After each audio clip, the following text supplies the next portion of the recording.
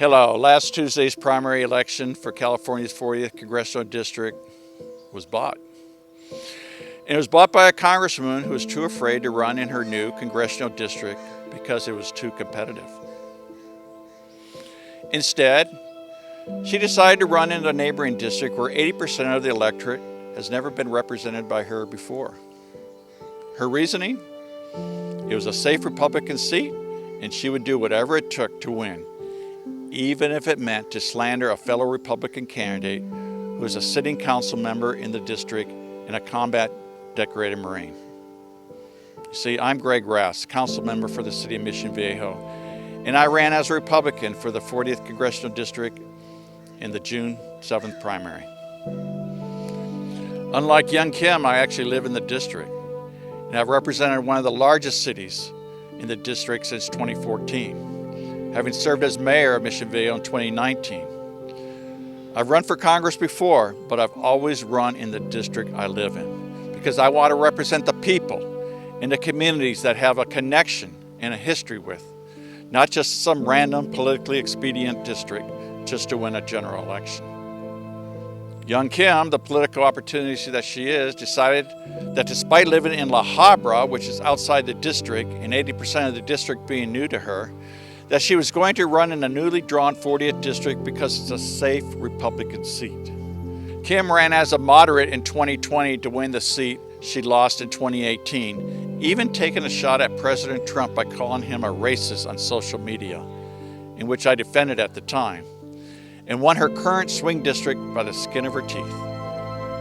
She has spent her term in office voting in favor of the January 6th Commission, voting to strip Congresswoman Marjorie Taylor Greene of her committee assignments, supported censuring President Trump, and has a voting record of supporting President Biden's agenda 57% of the time. That's a little too moderate for the ruby red 40th district. This cycle, young Kim tacked to the right, knowing that her race baiting and moderate stances to win over Democrat votes wouldn't work in a district that is over 60% Caucasian and strongly Republican registration. She pretended that she was tough on immigration, America First conservative, when she has a history of publicly supporting DACA and chain migration. Even Congresswoman Katie Porter, a Democrat who I faced in 2020's general election, has more integrity than young Kim because at least she is running in a district that her city ended up in, despite the fact that it'll be a very competitive race for her. All the political forecasters wrote this off as a total landslide for Kim and that she would advance past the primary with ease. If that was true, if that was the case, why did they spend over $3 million slandering and defaming me before the primary? That's because the voters were actually resonating with my message and knew that I actually care about the community. They know that I'm always reachable to my constituents by cell phone or social media, and they always have access to me, and they can directly get a hold of me anytime they want. The people of this district know my history of military service to this country as a Marine Corps officer, rising to the rank of colonel. They also know about my dedication to the city of Mission Viejo, where I have served for the last 7.5 years. Meanwhile, young Kim relies on her staff and the California and Orange County Republican establishment to do all the heavy lifting for her while she attends black tie dinners at $5,000 a plate. After seeing how well I was performing with the voters, young Kim and her big money backers spent millions of dollars airing TV, radio, and social media commercials, making slanderous lies about me and about my political history, saying that I was a liberal and that I've raised taxes 9 times and raised my own pay by 65%. All lies. She sent out over 14 mailers full of lies. Liberal Greg Raths will raise your taxes. False. Liberal politician Greg Raths raised taxes in Mission Viejo. False. Liberal Greg Raths voted to raise taxes. False. Greedy liberal Greg Raths. False. Greg Raths and Joe Biden, same border policy, same border crisis. False. Lies, lies, lies. Greedy liberal Greg Raths. That hurt.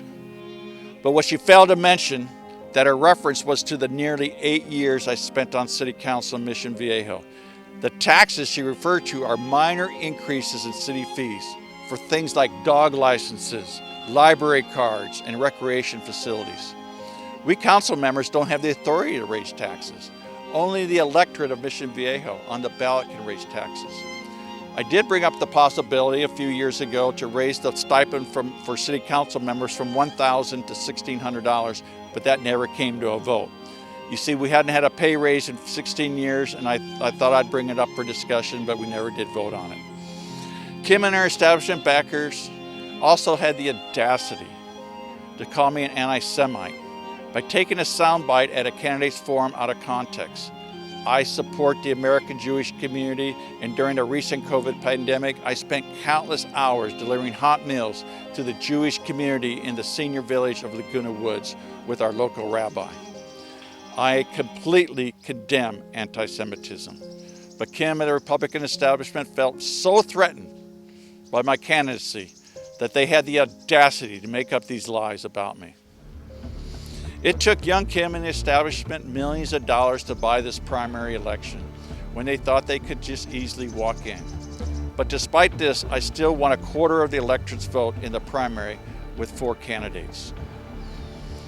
Young Kim will probably go on to win the general election due to the Republican voter advantage in this district, but this is only because the millions of dollars she raised to push me out. If the stakes were even, I imagine we'd have a different outcome. But unfortunately, this is America. We have become. It is no longer may the best man win. It has become may the highest bidder win.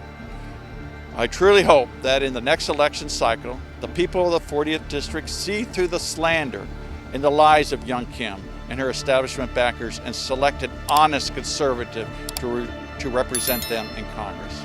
Thank you for your time.